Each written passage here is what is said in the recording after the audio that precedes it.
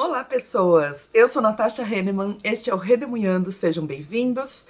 Hoje é dia de mostrar para vocês e comentar um pouquinho sobre as leituras que eu fiz no mês de julho de 2023.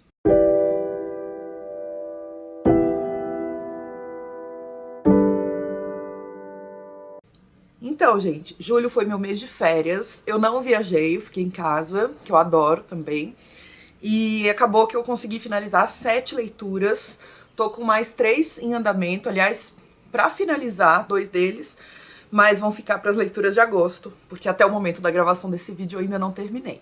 Então, em julho eu consegui terminar algumas leituras que estavam paradas há um tempo, e eu fiquei muito feliz com isso, porque agora no segundo semestre terei que dar andamento aos clubes do livro, né? Ao clube do livro que eu tenho na escola com os alunos, ao piquenique literário, ao quilombo literário, que eu li o livro esse mês, tem mês que eu não leio.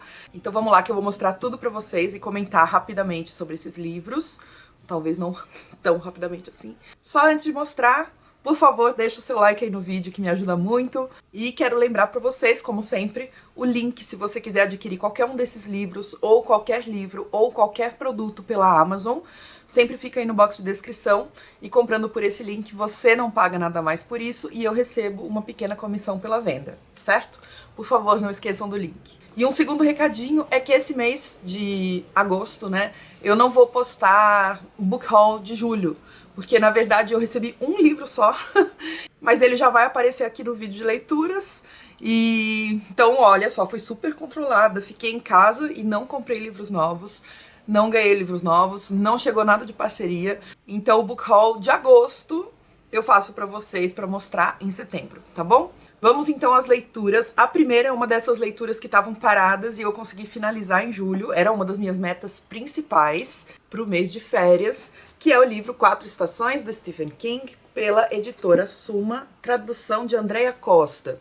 Este livro eu comecei lá na Copa Literária que eu fiz em 2022, no final do ano. Eu vou deixar pra vocês o link pra esses vídeos nos cards e no box de descrição. Tem uma playlist com a Copa Literária que foi muito legal. Eu peguei a ideia da Lilica, do canal Comparando Livros, e fui fazendo batalhas de contos entre livros diferentes, autores diferentes. E eu segui indicações de booktubers, me indicaram livros de contos que eles gostavam muito. E esse aqui foi indicação da Dessa, do canal Louca dos Livros. Infelizmente esse livro não ganhou, mas não foi pela qualidade dos contos, ele foi desclassificado. Se você quiser dar uma olhadinha nos vídeos, eu explico melhor por que ele foi desclassificado. Mas como eu disse, não foi porque eu não gostei dos contos. Aliás, eu adorei esses contos. Esse livro está entre as minhas melhores leituras desse ano, de 2023. Embora o primeiro texto eu tenha lido no final de 2022. Então, nesse livro nós temos 4 novelas, por isso 4 estações. Cada uma delas representando uma estação do ano. Então nós temos a Primavera Eterna, o Verão da Corrupção, o Outono da Inocência e o Inverno no Clube. Até separei aqui, ó, cada um deles com uma corzinha diferente de post-it. E eu vou comentar rapidinho sobre cada uma dessas novelas. A primeira chama-se Rita Hayworth e a Redenção de Shawshank, que eu comentei em um desses vídeos da Copa Literária. Então, se quiser assistir, vai lá. Basicamente, é uma história de prisão. Então, é um homem que tá na prisão, por isso essa capa, e que quer escapar de lá de qualquer jeito, porque ele se considera inocente. Eu gostei muito, achei a linguagem fluida, os personagens bem desenvolvidos, principalmente o protagonista, e esse conto deu origem, eu vou chamar de conto mesmo, tá? Esse conto deu origem a um filme de 1994 com Morgan Freeman, chamado Um Sonho de Liberdade. Talvez muitos de vocês já tenham assistido, o filme também é ótimo e muito parecido com a novela. A segunda novela chama-se Aluno Inteligente e conta o envolvimento de um garoto de 13 anos com um senhor idoso já, que mora isolado numa casa perto do bairro dele, do garoto, e é um senhor muito estranho, tá? Só pra não deixar nenhuma dúvida na cabeça de ninguém, não é um envolvimento sexual, não é um envolvimento romântico, tá? É um envolvimento que vai virar chantagem, é um envolvimento de poder entre o garoto e o idoso, e é quase que um cabo de guerra. Em cada momento, um deles tem o poder na mão para chantagear o outro. Porque esse senhor que vive recolhido e sozinho, descoberto pelo garoto, o garoto é muito esperto, ele é muito fascinado também pela história da Segunda Guerra Mundial, e ele descobre que esse senhor é um ex-oficial nazista disfarçado, assim, ele tá se escondendo, fugiu clandestinamente da Alemanha para não ser julgado, né? E foi morar nos Estados Unidos e vive lá, isolado, escondido. Então é exatamente isso que acontece. O garoto começa a chantagear o senhor nazista, mas aos poucos esse senhor começa a se sentir mais à vontade com esse sadismo que ele carrega dentro dele, e a situação se inverte. O menino é que começa a ficar nas mãos do velho. Essa novela, para mim, foi a mais incômoda, porque ela tem cenas mais gráficas de violência contra seres humanos e contra animais também. E eu achei chocantes. Mas virou filme também, um filme chamado O Aprendiz, de 1998. Eu não assisti por causa dessa questão da violência. A terceira história chama-se O Corpo e conta sobre um grupo de garotos de 12 ou 13 anos que vão atrás de um cadáver de um menino que sumiu ali pelos arredores da cidade deles. E esses 4 garotos querem meio que levar a fama por descobrir o corpo do menino que estava desaparecido. Então eles vão empreender uma pequena viagem, uma aventura, para ir atrás desse cadáver. É uma aventura perigosa, é uma aventura irresponsável, mas é uma novela que também fala muito sobre infância. E é uma infância nos anos 1960. Eu achei que o King consegue, nesse texto, deixar tudo muito vívido, sabe? Essa coisa da infância nos anos 60, de não ter celular, de você ter que criar laços com as pessoas presencialmente o tempo todo, de ter violências e absurdos daquela época e que hoje, assim, não seriam nada bem vistos.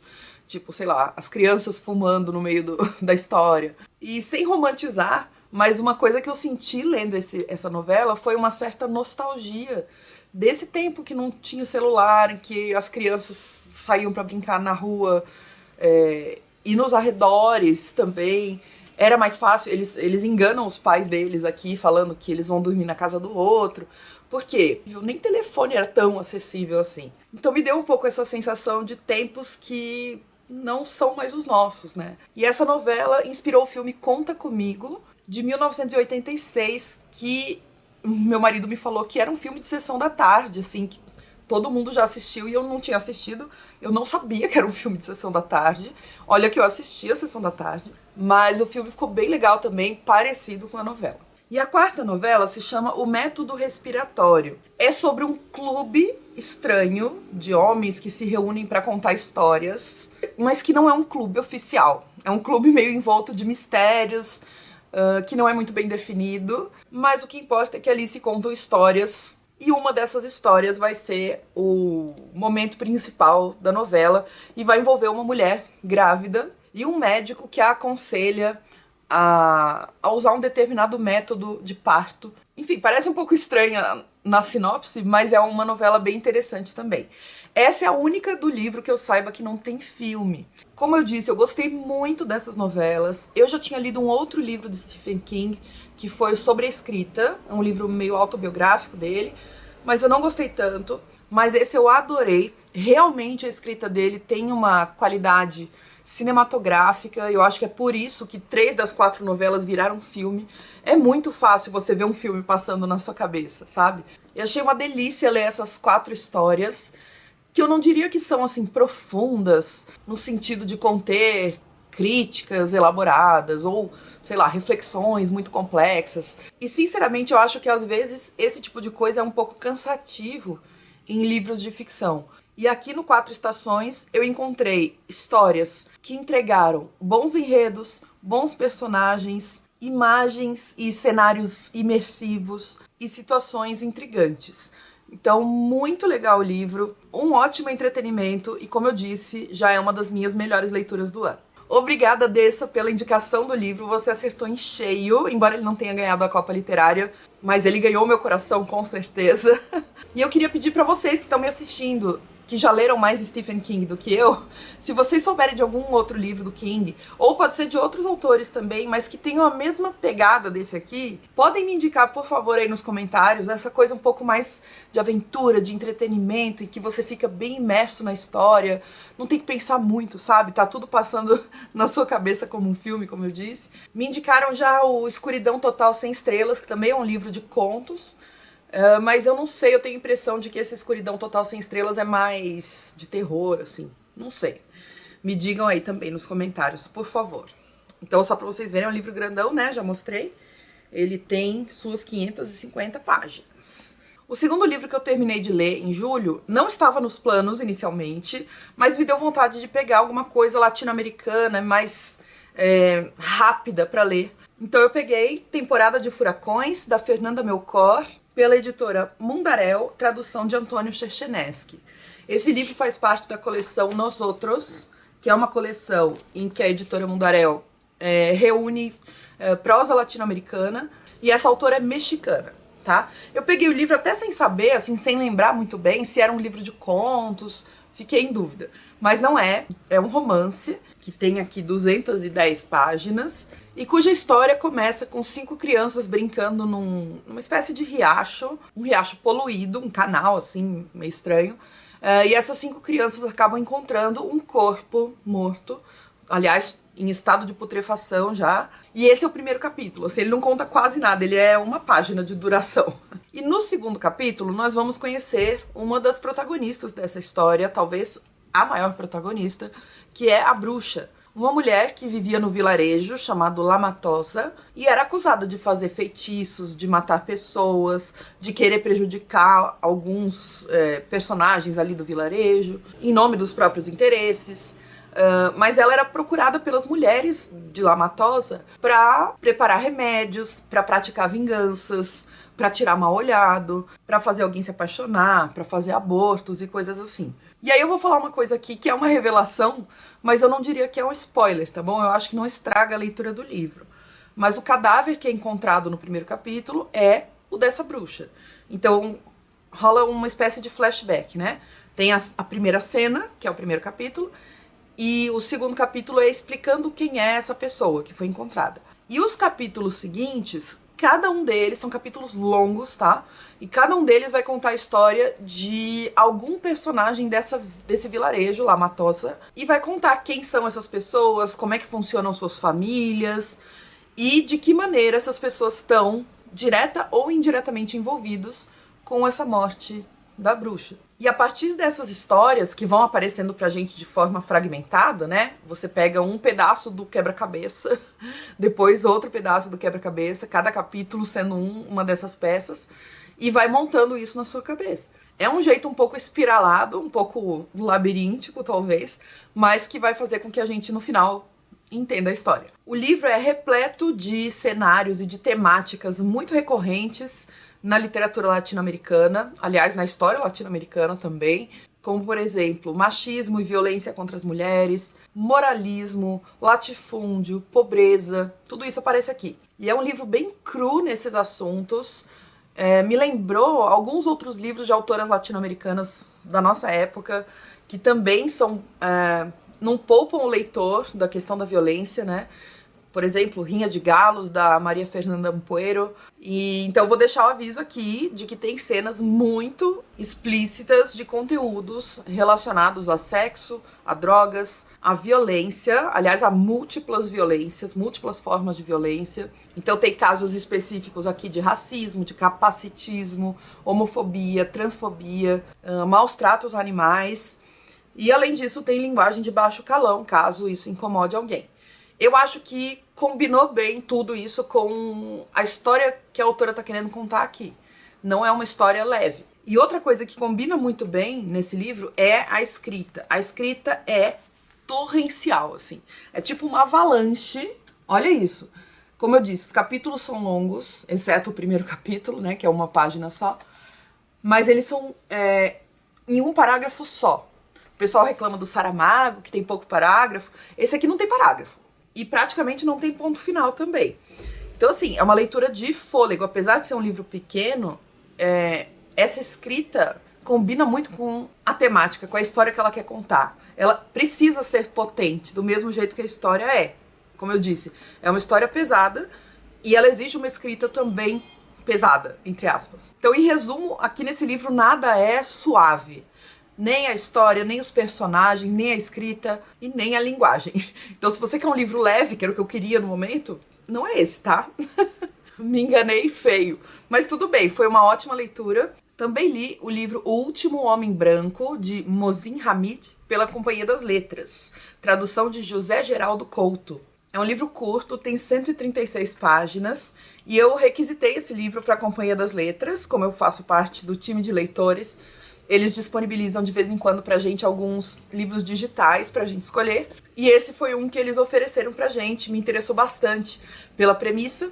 E porque eu já tinha ouvido falar desse autor, muito bem, dele inclusive, por causa do meu amigo Giovanni. Ele já tinha me indicado um livro chamado Passagem para o Ocidente, do mesmo autor, que é um autor paquistanês-britânico, em que ele faz uma espécie, pelo menos foi isso que eu entendi, tá bom? Não posso estar errada, mas é uma espécie de ficção científica em que existem portais de um país para o outro.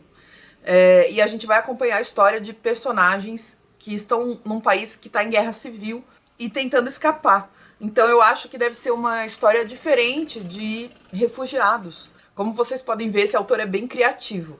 E foi a premissa desse livro, O Último Homem Branco, que me chamou a atenção. O primeiro capítulo do livro, O Último Homem Branco, começa assim.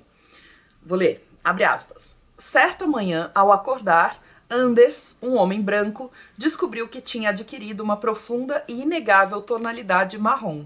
Fecha aspas. Um começo um tanto quanto kafkiano, né? O cara acorda transformado em alguma coisa. No caso, o tom de pele dele se transformou e ele inicialmente entra em negação, ele não se reconhece no espelho, ele não se identifica com aquela imagem que está sendo projetada no espelho. Ele passa ao desespero, depois à raiva. Ele tenta sair de casa, mas ao sair de casa ele se depara com alguns olhares assim bastante esquivos. E algum tempo depois, esse fenômeno do escurecimento da pele vai se espalhando pelo lugar. Eu não sei se se espalha pela cidade, pelo país.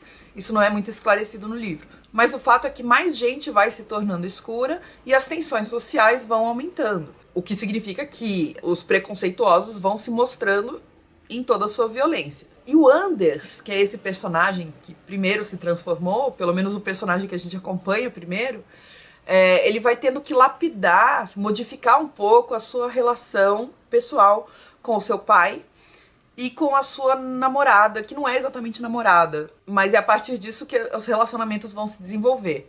E tem um detalhe que o pai dele tá desenganado pelos médicos, assim, o pai dele já tá com uma doença terminal e praticamente moribundo, então ele também vai ter que lidar com essa perda muito fundamental. E o que eu achei? Eu achei que, apesar da premissa criativa, instigante, o livro se aprofundou pouco pro meu gosto. E pra mim isso aconteceu em todos os aspectos. No aspecto social, no aspecto pessoal, né, de relações pessoais, no aspecto dos sentimentos existenciais. E me lembrou, bem de longe, assim, a abordagem que o Saramago faz nos livros dele. Olha, Saramago aparecendo aqui de novo. Mas é aquela coisa do acontecimento central aparentemente absurdo, e a partir daí você vai desenvolvendo toda a história, todo o conflito que os personagens vão enfrentar, enfim. Mas, assim, não é uma comparação com o Saramago, tá? Porque, na verdade, a escrita não parece, os personagens não parecem, o desenvolvimento não parece. É só, realmente, a ideia inicial que eu achei que tem uma pegada um pouco semelhante.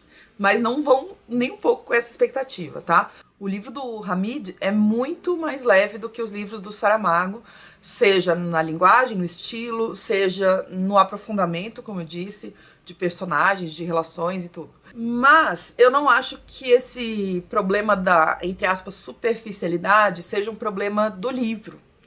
É um problema meu, tá? É uma coisa que eu gostaria que o autor tivesse desenvolvido mais, mas eu acho que foi uma escolha consciente por parte dele de não se aprofundar nisso, tá? Eu não acho que ele tenha a pretensão de mergulhar nessas questões existenciais, sociais. Ele podia também ter falado mais de como a sociedade foi reagindo a esses acontecimentos todos.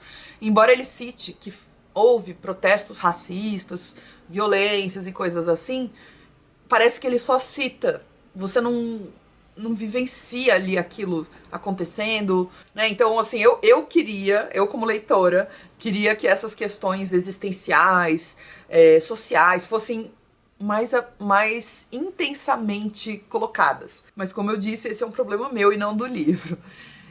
E a escrita é super fluida, bem direta, mas pra mim, como vocês já entenderam, apesar da premissa ser criativa, o desenvolvimento foi bem morno. Eu acho que ele podia ter levado essa situação insólita ao limite e ele escolheu ficar na superfície. Tudo bem. Mas eu ainda vou ler o outro livro que o Giovanni me indicou, que eu acho que deve ser bom também. A premissa também promete. E aí, na última promoção que teve na Amazon, acho que foi o Prime Day, alguma coisa assim, teve uma promoção do Kindle Unlimited por... Agora eu não lembro o valor, acho que R$1,99 por 3 meses. Aí eu assinei o Kindle Unlimited e eu li 2 pequenos textos, pequenos livros, né? Um deles um conto e o outro uma novela, talvez, que estão disponíveis no Kindle Unlimited. Então, se você assina esse serviço, pode ler de graça esses 2, tá? Um deles chama-se Travestis Futuristas Assaltantes de Banco, do Phil Emanuel, que é um autor natural de Santarém, no Pará. É um conto que tem 30 páginas, então ele é muito rápido. E é a história de 5 travestis que vivem no futuro, e é um futuro pós-apocalíptico, a gente não sabe muito bem o que aconteceu, mas elas têm acesso e controle de uma tecnologia de volta no tempo. E elas usam essa tecnologia para voltar para o passado e assaltar bancos. E é assim que elas conseguem sobreviver no futuro pós-apocalíptico. É uma história leve, divertida, criativa também, como vocês podem ver. Rapidinha e interessante. Eu recomendo para quem está procurando uma leitura curta e diferente também.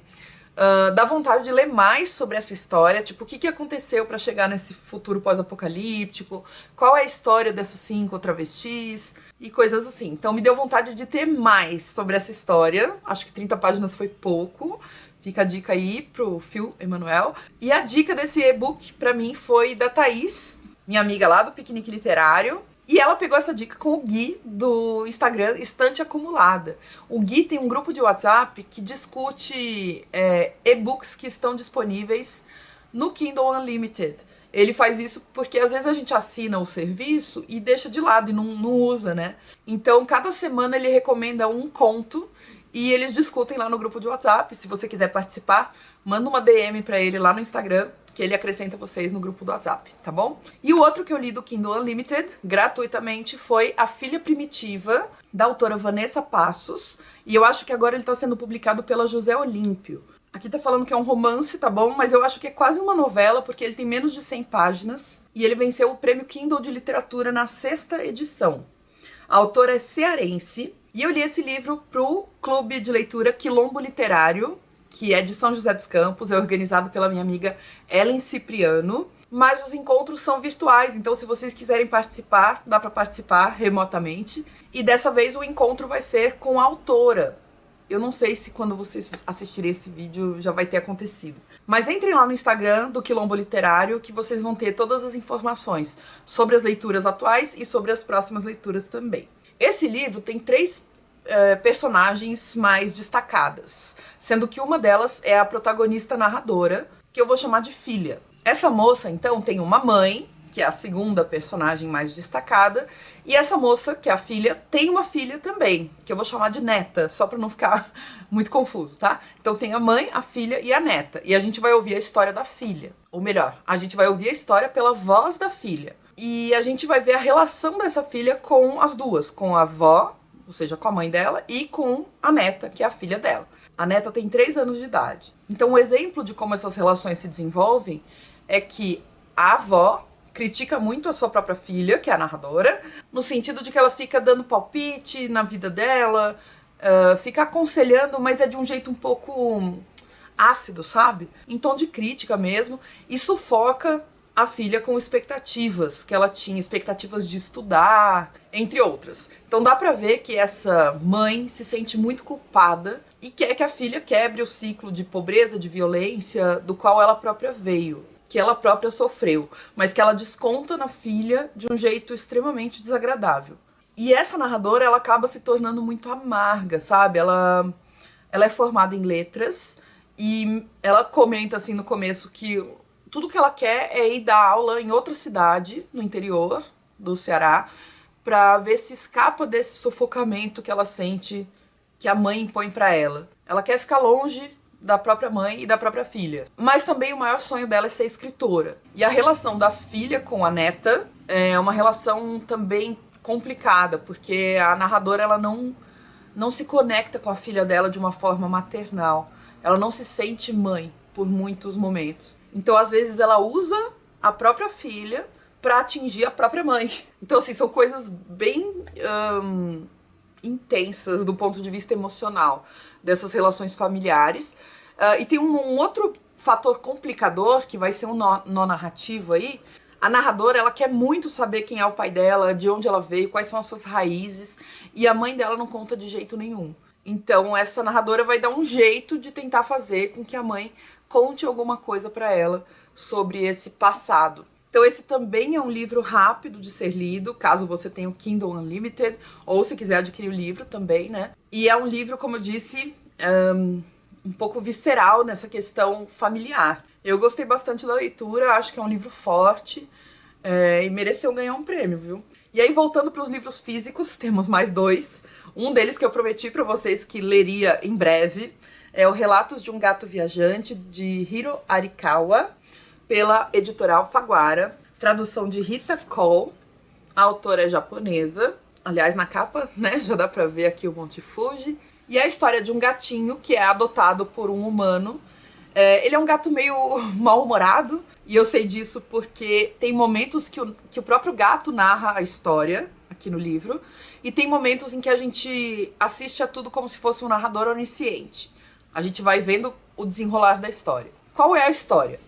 Passados alguns anos da adoção desse gato, o humano dele resolve contatar um amigo de infância para ver se esse amigo pode ficar com o gato, se o amigo pode adotar o gato dele, porque ele não vai mais poder ficar com o gato. Então o que acontece é que o humano e o gato entram num carro e vão viajar pelo Japão, indo na casa desse amigo de infância. Só que chegando lá na casa do amigo de infância, a gente fica sabendo sobre o passado desse ser humano, né? Como é que foi a infância dele, o que aconteceu, acontecem coisas traumáticas, ele tem que se mudar de cidade. E o melhor amigo não pode ficar com o gato. Então, esse humano vai ligar para uma outra amizade da época da adolescência e ver se esse outro amigo pode ficar com o gato. E vai viajar até lá com o gato para ver se ele se adapta. E assim vai. Então, eu achei também um livro criativo na proposta. Ele é bem direto, ele é bem rápido de ler. Eu acho que eu li uns 3 dias, assim. E eu não sou uma leitora muito rápida, tá? O livro tem 225 páginas, mas foi bem rapidinho. Por causa da linguagem, por causa da história. É bem simples, na verdade. O que não me cativou muito nessa história? A narrativa do gato. Pra mim não funcionou muito bem o gato falando, sabe? Não sei por quê. Porque na verdade é uma coisa legal, né? É uma coisa divertida. Mas não me convenceu muito. As partes que eu mais gostei foram as partes oniscientes. E como pontos positivos do livro, ele fala sobre esse amor muito grande entre um ser humano e um animal, né, que se estabelece no momento da adoção. Ou às vezes não no momento da adoção, mas ao longo da adaptação de um com o outro. Esse carinho imenso que é você adotar um bichinho de estimação. E esse livro foi escolhido no Piquenique Literário para o tema amizade. E eu acho que nenhum outro livro poderia ser tão apropriado, porque realmente é um livro sobre amizade. A amizade desse humano com o gato, a amizade desse humano com os outros humanos, né, que ele vai visitar aí ao longo do livro. Então, dentro do tema, com certeza ele está. Só não foi muito meu tipo, sabe? Eu acho que a leitura melhorou ao longo do livro. No começo eu tava achando um pouco estranho por causa dessa narração do gato, mas depois eu fui me acostumando. E é um livro muito emocionante, assim, ele faz a gente chorar, é quase inevitável, eu diria. Então é isso, eu achei um livro que tem essa parte bem bonita sobre amizades sólidas, sobre o amor aos bichinhos de estimação e tal, mas ele não fez tanto o meu tipo, tá? Assim, pro meu gosto. E por último, mas não menos importante, o único livro que eu ganhei no mês de julho, que eu falei que ia mostrar pra vocês, A Mulher que Pariu um Peixe, da Rai Soares, pela editora Jandaíra. Esse livro eu ganhei da minha amiga Nai. Muito obrigada, Nai. Eu amei, tipo assim, eu ganhei o livro, já comecei a ler no mesmo dia e 3 dias depois já estava lido. Podia ter sido até mais rápido, mas eu fui aos pouquinhos saboreando. A autora Rai Soares é maranhense, tem um monte de formação aqui dela, assistente social e economista pelo UFMA, mestrado e doutorado em serviço social pela UFRJ, pós-doutorado pela UFMA e assim vai. Mas nesse livro, a Rai Soares vai contar histórias que a avó dela contava para ela e para os outros netos. E a avó dela é a tal da Severa Rosa, que tá aqui no subtítulo, ó. A Mulher que Pariu um Peixe e Outros Contos Fantásticos de Severa Rosa. A Severa Rosa é essa avó paterna da autora, que também era maranhense, e a avó dela era negra e nasceu em 1906, que são só 18 anos após o fim da escravidão oficialmente no Brasil. E a Severa Rosa, pelo que nos conta a Rai, era uma contadora de histórias, assim, incrível, e tinha uma memória prodigiosa para guardar na cabeça os causos que ela ouvia por aí. Então esse livro é uma reunião de 20 contos, olha só, fantásticos no sentido um pouco do realismo mágico, sabe? Que se distribuem por 92 páginas, então ele é curtinho também, daí umas 4, 5 páginas por conto, mais ou menos, em média. E a maioria deles se passa num povoado chamado Campinho, no Maranhão. E são causos mesmo, como A Mulher que Pariu um Peixe, aqui do título. Também tem outros, por exemplo, o da mulher que bordava destinos, o da mulher que aprendeu a dizer não, o das borboletas que invadiram a cidade, ou a vila, né? O da mãe d'água, do dia em que o sol se apagou e assim por diante. Então tem vários causos legais aí pra gente ler. Como eu disse, esse livro tá todo ambientado num vilarejo do Maranhão, e é um vilarejo rural, e é mais antigo, todas as histórias que ela conta são do passado, ou da infância da Severa Rosa, ou ainda da infância da mãe da Severa Rosa. Então pode colocar aí uns 130, 140 anos pra trás da gente. E o livro não foge desses elementos rurais, maranhenses, e eu adoro quando isso acontece. Eu tento variar um pouco, na medida do possível, a leitura de autores, como vocês sabem. Eu vario o gênero dos autores que eu leio, a nacionalidade, e no caso do Brasil eu tento variar também os estados.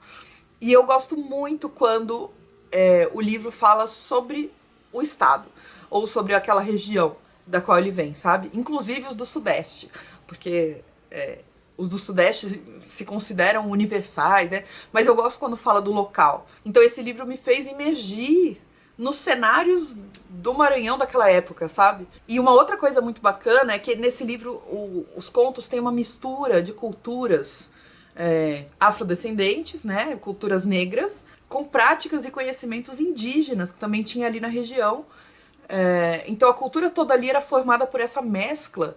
Por exemplo, a questão da oralidade é algo muito forte nesses dois tipos culturais, né?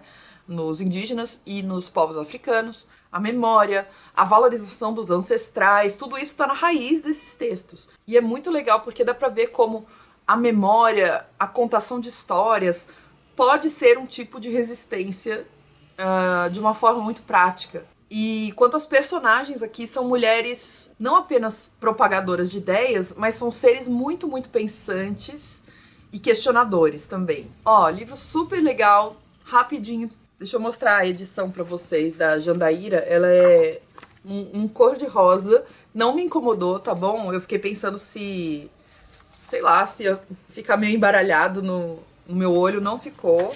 Foi bem tranquila a leitura. E no começo tem umas ilustrações bonitas. Então, um livro que vale muito a pena. Se você tá procurando variar um pouquinho as suas leituras, vai nele, que é bom.